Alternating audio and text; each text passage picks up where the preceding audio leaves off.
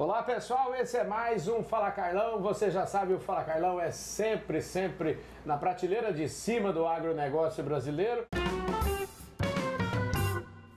E ó, gente, agora eu tenho a honra de receber aqui, meu convidado é pra lá de especial, é pra lá da prateleira de cima, como a gente fala.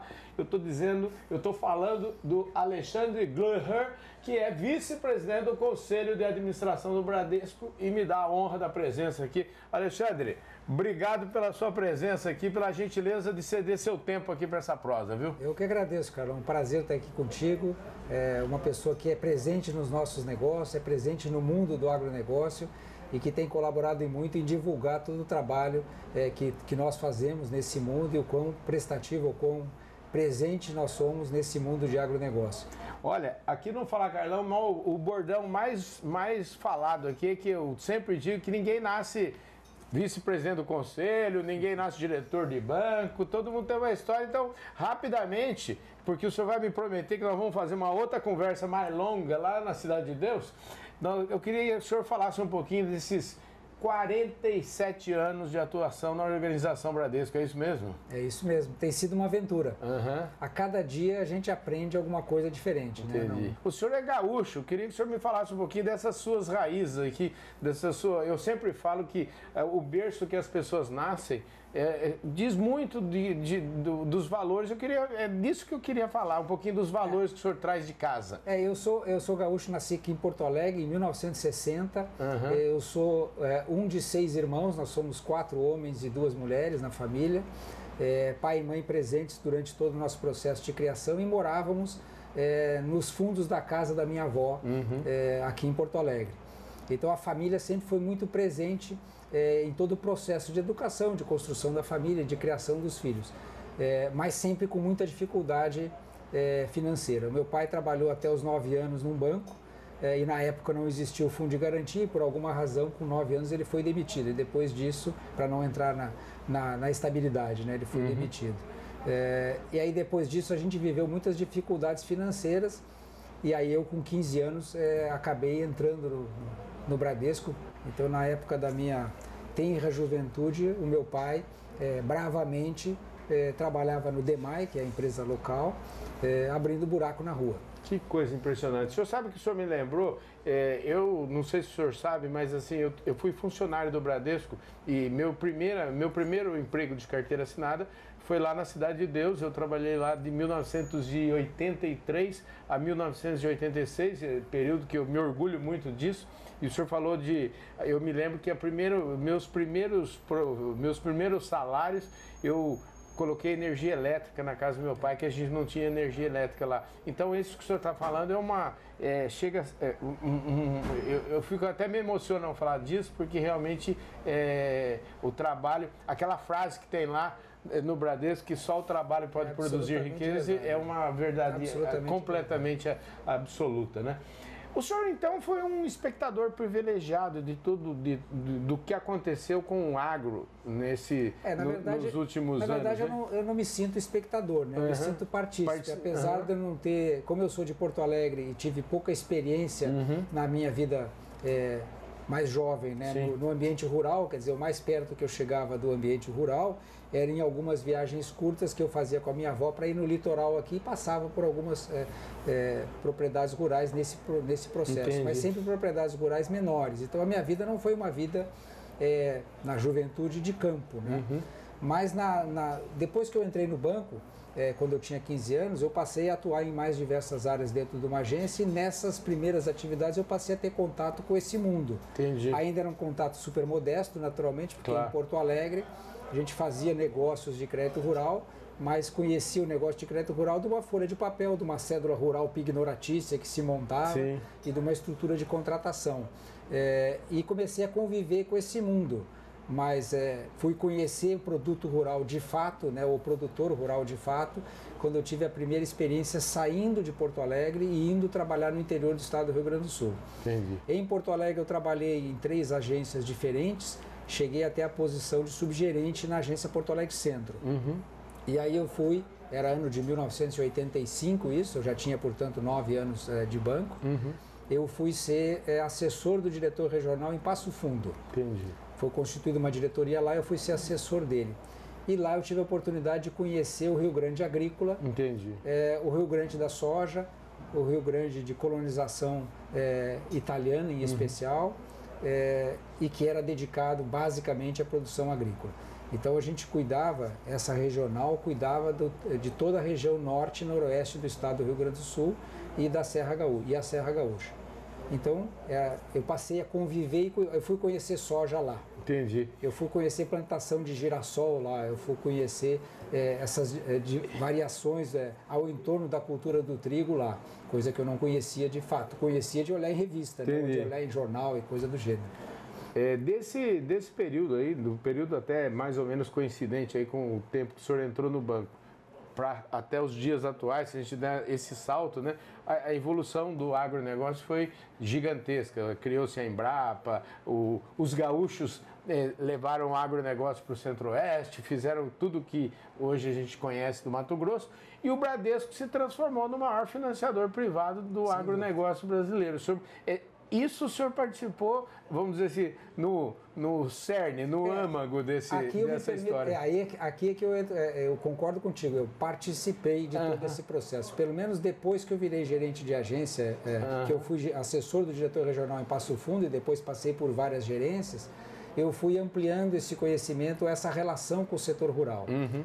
Depois de eu ter sido assessor lá e conhecido toda a região norte do estado do Rio Grande do Sul e toda a área produtora de soja, de uva, de trigo, de milho e as culturas que prevalecem naquela região até hoje, eu vim para Caxias do Sul, onde eu fui gerente do banco durante 4 anos em agência lá do Banco de em Caxias do Sul e, portanto, lidando com outro tipo de agricultura, em especial a agricultura da Serra Gaúcha, em especial a agricultura daquela região ao entorno de Vacaria, onde se tem produção de maçã e outro tipo de cultura diferente da cultura do noroeste do Rio Grande do Sul, que é predominante de soja, era predominante de soja e milho naquela época, e trigo, ainda tinha um pouco de trigo naquela região. Aí eu conheci um pouco mais da agricultura. Depois de eu ter passado por Caxias do Sul, eu voltei para Passo Fundo, trabalhei mais 2 anos e pouco como gerente daquela agência lá de Passo Fundo, e aí, portanto, muito mais interagindo muito mais com o setor do agronegócio, porque eu passei a ser financiador dos clientes de agronegócio da região de Passo Fundo. Em especial produtores de soja e também muita gente ainda relacionada com pecuária, criação de cavalos e coisa do gênero. Depois eu vim para Pelotas, no Rio Grande do Sul, que é outro mundo em termos de agricultura. É outro tipo, aquela época era outro tipo de agricultura, predominante agricultura de arroz, que é uma cultura completamente diferente da cultura da soja, com outro ciclo, com outra estrutura, com outro requerimento de investimento para a condução do negócio, de outra postura do proprietário do negócio. Eu passei a conviver com essa estrutura de Pelotas, que basicamente tinha como negócio o arroz, a criação de gado e os negócios ao entorno de gado, frigoríficos, curtumes e coisas do gênero, e ainda tinha um pedaço de fruticultura que é remanescente de outros tempos naquela região de Pelotas. Depois de passar por Pelotas, eu fui para São Paulo para trabalhar em agência em São Paulo, voltei para o Rio Grande do Sul como gerente da Porto Alegre Centro. E quando fui gerente da Porto Alegre Centro, eu tive a oportunidade novamente de me relacionar mais propriamente com o setor agrícola, não mais pelo setor produtor agrícola ou do agronegócio, e sim pelas grandes empresas que viabilizavam o agronegócio, grandes empresas produtoras de óleo de soja, produtoras de adubo, que estavam nesse mundo de agronegócio. Dentro da cadeia, né? Dentro da cadeia, e são fundamentais, obviamente. Claro. Então eu passei a me relacionar e aí eu conheci um pouco mais profundamente o nascimento da cultura da soja no Rio Grande do Sul e no Brasil, que começou no Rio Grande do Sul, a cultura da soja, e comecei a entender esse processo, em especial pelas pessoas que eu passei a me relacionar. Eu já conhecia a semente, já conhecia a safra, já conhecia a produção, passei a conhecer um pouco da história da soja no Rio Grande do Sul. E nesses 3 ambientes que basicamente eu convivi, ou 4 ambientes, eu consegui conhecer um pouco a saga migratória que os em especial italianos e gaúchos fizeram a partir da agricultura no Rio Grande do Sul, né? A partir da cultura italiana e da introdução da soja no Rio Grande do Sul. E aí, Depois disso eu fui ser gerente de uma agência lá em São Paulo, da agência Nova Central, que naquela época era a maior agência do banco. E depois, eu acho que é dessa época que eu trabalhei lá, viu? Aquela que fica embaixo do Copan, do edifício Sim, Copan, eu sei qual é. E dali eu fui ser diretor regional, graças a Deus, numa região no Brasil que é ímpar para o agronegócio. Eu fui ser diretor regional em Cuiabá. Ah, que maravilha. Com sede em Cuiabá, fiquei 2 anos e meio lá, cuidando de Mato Grosso do Sul, com as suas características agrícolas, já mais desenvolvidas, já mais bem implementadas, porque já vivia ciclos de colonização mais largos, né? Em especial colonizando com a principal cultura, a cultura da soja, já naquela época, mas já bem estabelecida e bem construída. Cuidei do estado do Mato Grosso inteiro, onde também a gente tinha naquela época basicamente 2 grandes áreas produtoras, a região de Rondonópolis e a região de Sinop, que começava a se abrir no norte do estado. Vivi todo esse processo, ainda convivia o estado com outras atividades de extrativismo, como por exemplo mineração e coisas do gênero, mas a atividade preponderante já era agricultura, em outro cenário de agricultura.